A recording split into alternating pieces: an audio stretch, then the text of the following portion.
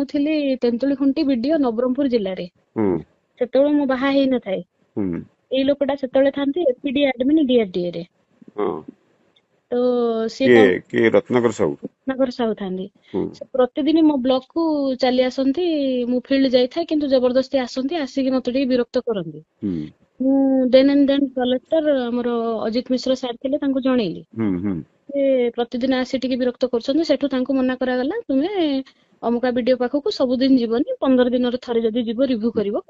ହୁଁ ସେଠୁ ଭାଇ ସିଏ କଣ ହେଇଛି, ମୁଁ ତାପରେ ବଦଳି ନେଇଛି ସେଇ ଜିଲ୍ଲାରେ ହିଁ କଷାଗୁମୁଡା ବିଡିଓ ମୋର କରିଛନ୍ତି, କଲେକ୍ଟର କରିଥିଲେ। ହୁଁ ସେଠୁ ମୁଁ କଷାଗୁମୁଡା ବ୍ଲକ କୁ ଗଲି। ସେତେବେଳକୁ ଦୁର୍ଭାଗ୍ୟକୁ ଏଇ ଲୋକଟା ପୁଣି ଏଡିଏମ ହେଲା, ପୁଣି କଣ ଧରାଧରି କରିକି ସେଇଠି ପିଡି ହେଇଗଲା।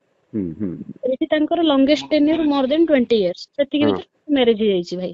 ହଁ କାହାର ମ୍ୟାରେଜ ହେଇଗଲା? ମୋ ମ୍ୟାରେଜ ହେଇଗଲା। ହଁ ହଁ ମ୍ୟାରେଜ ହେଇଗଲା ପରେ ମଧ୍ୟ କଷାଗୁମୁଡା ଗଲା ବେଳକୁ ସିଏ ଯେତେବେଳେ ପିଡି ହେଇଗଲେ ମତେ ସେ ଡାଇରେକ୍ଟ ହଇରାଣ କରିବାକୁ ଆରମ୍ଭ କଲେ। ହଁ ହଁ ସିଏ ସଞ୍ଜ ବେଳକୁ ଡାକନ୍ତି, 6ଟା ବେଳକୁ ମିଟିଂ ଆସିବ। ହଁ ଅନ୍ୟମାନେ ଯାଆନ୍ତି, ମୁଁ ଥରେ ଦିଥର ଗଲି, ମତେ ଟିକେ ହାରାସ କଲା ଭଳିଆ କଥାବାର୍ତ୍ତା କଲେ। ପୁଣି ହୁଁ ପ୍ରତିଥର ଏମିତି ଡାକିଲେ, ସବୁ ମିଟିଂ ରେ ମତେ ମାନେ ବହୁତ ଖରାପ କଥା ଗୁଡା କହନ୍ତି। ହଁ ହଁ ଯେହେତୁ ତାଙ୍କ କଥା, ରାତି 8ଟା ଯାଏ ବସ ବୋଲି ହଇରାଣ କରନ୍ତି। ପୁଣି ହଁ ମତେ ସେଇ ବ୍ଲକ କୁ ଫେରିବା ଅସୁବିଧା ହୁଏ। ହୁଁ ତ ମୁଁ ଏମିତି ଗୋଟେ ଦିଟା ମିଟିଂ ଯେତେବେଳେ ମୁଁ ଆଉ କୁଇଟ୍ କଲି, ଗଲିନି, ମୁଁ କଲେକ୍ଟରଙ୍କୁ ଜଣେଇଲି। ସେ କଲେକ୍ଟରଙ୍କୁ ନିଜ ଆଡକୁ ନେଇଗଲେ, କହିଲେ ଇଏ କାମ କରୁନି, ଇଏ କରୁନି। କିନ୍ତୁ ଜିଲ୍ଲାରେ ମୋ ବ୍ଲକ ଟା ଫାଷ୍ଟ ହଉଥିଲା। ହୁଁ ତାରି ଭିତରେ ଏଇ କୋଭିଡ ପରିସ୍ଥିତି ଆସିଛି। ହୁଁ ସବୁ ଆମେ ଟଙ୍କା ଦେଇଛେ।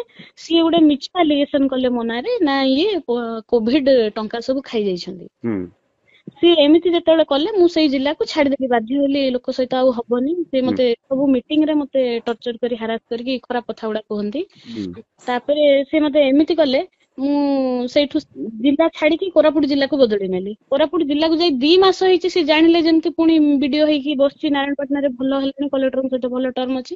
ପୁଣି ସେଇଠୁ ସେ ଲେଖା ଲେଖି କରି ମୋ ନାଁରେ ମିଛ ଆଲିଗେସନ କରିକି କହିଲେ, ନାଇଁ 45 ଲକ୍ଷ ଖାଇ ଦେଇଛନ୍ତି କୋଭିଡ ଟଙ୍କା, ହୁଁ ଆଉ ବିଡିଓ ନିଜେ ଖାଇଛନ୍ତି, ଏମିତି କହି ମିଛ ଆଲିଗେସନ କରି ମତେ ସସ୍ପେଣ୍ଡ କରେଇଦେଲେ।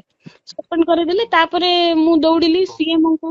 ମୁଁ ହଁ ସିଏମଙ୍କ ପାଖକୁ ଗଲି। ସେଠି ତାଙ୍କର ସବୁ ଫ୍ରେଣ୍ଡ ଥିଲେ। ସିଏ ମାନେ କୋଉ ଇୟର ର କଥା ଘଟଣା? ଏଇ ଘଟଣା ଭାଇ 2021-22 ର କଥା ମୁଁ କହୁଛି। 2021-22 ହଁ ଠିକ।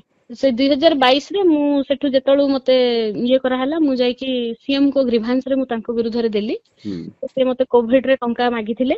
ହୁଁ ଆଉ ସବୁ ପଞ୍ଚାୟତ କୁ ଯେହେତୁ ଆମର ଟଙ୍କା ଯାଉଥିଲା, ଆମେ ତାଙ୍କୁ କୁଆଡୁ ଟଙ୍କା ଦେଇଥାନ୍ତୁ। ହୁଁ ହୁଁ ତାପରେ ସିଏ ପ୍ରତି ସପ୍ତାହ ସେ ଦେବୀ ପ୍ରସାଦ ଟାଲି ବୋଲି ଗୋଟେ ଏପିଡି ଆଡମିନ୍ ଥିଲେ, ତାଙ୍କୁ ପଠେଇ ମତେ ହଇରାଣ ହରକତ କଲେ। ହୁଁ କରିକି ମାନେ ଏମିତି କଲେ, ଶେଷକୁ ମୋର ମାନେ ଛୁଆ ଟା ମିସକ୍ୟାରେଜ ହେଇଗଲା।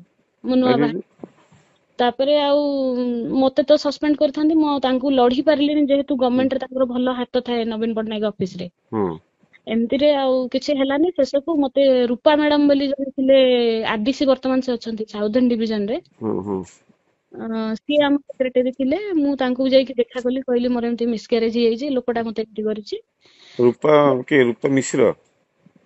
ରୂପା ମିଶ୍ର, ରୂପାରୋଶନ ସାହୁ ଭାଇ। ରୂପାରୋଶନ ସାହୁ, ଓହୋ ରୂପାରୋଶନ ସାହୁ। ହଁ ହଁ, ସିଏ ବୁଝିଲେ। କିନ୍ତୁ ହୁଁ ହଁ, ସେ ମତେ ବହୁତ ହେଲ୍ପ କଲେ। କରିବାରୁ ମୁଁ ସେଇଠୁ ପୁଣି ରିଇନ୍ଷ୍ଟିଟ୍ ହେଇକିରି ପୁଣି ଚାକିରି କଲି। ତ ଇଏ ହାରାସମେଣ୍ଟ ଯେହେତୁ ମୋର ପ୍ରୋସିଡିଂ ଚାଲିଥିଲା, ମୁଁ ଆଉ କେସ୍ କରିପାରିଲିନି।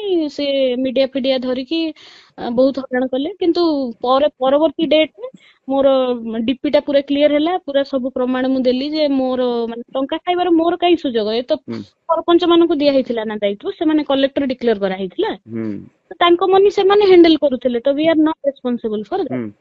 କିନ୍ତୁ ଏଇ ଲୋକଟାର ଯେହେତୁ କ୍ରୁଦୃଷ୍ଟି ଥିଲା, ହୁଁ ମତେ ପ୍ରତିଥର ଯୋଉ ମାନେ ଖରାପ ଭାଷାରେ ଅଶ୍ଳୀଳ ଭାଷା ପୁରା ପ୍ରୟୋଗ କରିକି ମିଟିଂ ରେ ସବୁ ଗାଳି କରୁଥିଲା। ଆଜ୍ଞା, ଆଉ ହଁ କରିକି ପୁରା ମେଣ୍ଟାଲ ହାରାସ କରିକି ଆଇ ଲଷ୍ଟ ମାଇ ଚାଇଲ୍ଡ। ଆଉ ମୋର ପ୍ରଥମ ଛୁଆଟା ଖରାପ ହେଇଯାଇଛି ତା ଯୋଗୁଁ ଆଉ। ଏବେ କୋଉଠି ଅଛନ୍ତି ଆପଣ? ଦାୟିତ୍ୱରେ କଣ? ଏବେ ମୁଁ କଳାହାଣ୍ଡିରେ ଥିଲି। ସେଠିକାର ଚେୟାରମ୍ୟାନ ସହିତ କଥାବାର୍ତ୍ତା କରିକି ପୁରା ମୋ ଗାଡିର ଡୋର ରେ 5 ଲକ୍ଷ ଟଙ୍କା ରଖିଲେ। ସେ କେସ୍ ଟା ଶୁଣିଥିବେ ଆପଣ ଭାଇ। ନା ନା ଏଇଟା ଗୋଟେ ଭିଜିଲାନ୍ସ କେସଟେ ହେଲା। କାହାର? ଭିଜିଲାନ୍ସ କେସ୍ କଲେ ଆପଣଙ୍କର? ମୋ ନାଁରେ। ହଁ, ହଁ ପୁଣି ମୋ ଡୋର ରେ ଟଙ୍କା ଥୋଇଦେଲେ। ଟଙ୍କା ଥୋଇକି କହିଲେ ଆପଣ ରଖିଛନ୍ତି, ତାର ବି କିଛି ପ୍ରମାଣ ନାହିଁ। ହୁଁ ହୁଁ ଟିକେ ହଇରାଣ ହରକତ ମତେ କଲେ, ମୁଁ ସେଇ ସସ୍ପେନସନରେ ରହିଲି ଆଉ। ଏବେ ସସ୍ପେନସନରେ ଅଛନ୍ତି? ଆଜ୍ଞା। ଓହୋ, ଏଇଭଳିଆ କଥା ଅଛି। ହଉ ଠିକ ଅଛି, ଏ କଥାକୁ ମୁଁ ଦେଖୁଛି କେମିତି କଣ ଆଜ୍ଞା ତାର ଆକୁ ତାର ପୁରା ଇତିହାସ ଭାଇ ସେ ବଦମାସ ଲୋକଟା ତାକୁ ବଢିଆ ହେଇଛି ମାଡ ହେଇଛି। ସେଇଟା ତ ଅଲଗା କଥା। ମୁଁ ଏ କଥାକୁ ନେଇକି ଏ ରଖିବି, ଉପରେ ରଖିବି, କଥା ହେବି ହେଲା। ଆଜ୍ଞା ବ୍ୟସ୍ତ ସିଏ ହଉନି। ମତେ ହାରାସମେଣ୍ଟ କରିଛି, ମୋର ଛୁଆ ମରିଯାଇଛି ତା ଯୋଗୁ। ହୁଁ ହୁଁ କିନ୍ତୁ ହୁଁ ଯେହେତୁ ସେ ଏତେ ଡରଉଥିଲା, କଲେକ୍ଟର ତା ସପୋର୍ଟରେ ଥିଲେ, ମୁଁ ଆଉ କିଛି କହିପାରିଲିନି। ମୁଁ ଏ କଥା ହୁଁ। ଆସୋସିଏସନ କୁ ବି ଜଣେଇଥିଲି, ଆସୋସିଏସନ ମୋ ପଛରେ ପଡିନି। ନାଇଁ ନା ତା ପାଇଁ ତାକୁ ଏବେ support ବି କଲେ ସିଏ ତାରି ସାଙ୍ଗମାନେ ସବୁ ସେ ଆସୋସିଏସନ ରେ ଅଛନ୍ତି। ନାଇଁ ନାଇଁ ଠିକ ଅଛି। ମୁଁ ଏଇ କଥାକୁ ଇଏ କରୁଛି। ଭଲ ନାଁ ଟା କଣ କହିଲେ ଆପଣଙ୍କର? ମୋ ନାଁ ଭାଇ ଅକ୍ଷମିତା କାର୍ତିକ। ଅକ୍ଷମିତା କାର୍ତିକ। ହଉ ହଉ ଆଜ୍ଞା ଠିକ। 2011 22 ଏ କଥା ନବରଙ୍ଗପୁରରେ ସମସ୍ତେ ଜାଣିଛନ୍ତି। ସବୁ ଷ୍ଟାଫ ଆପଣ ଯାହାକୁ ପଚାରନ୍ତୁ, ସେ ମତେ ବହୁତ ହାରାସ କରିଛି।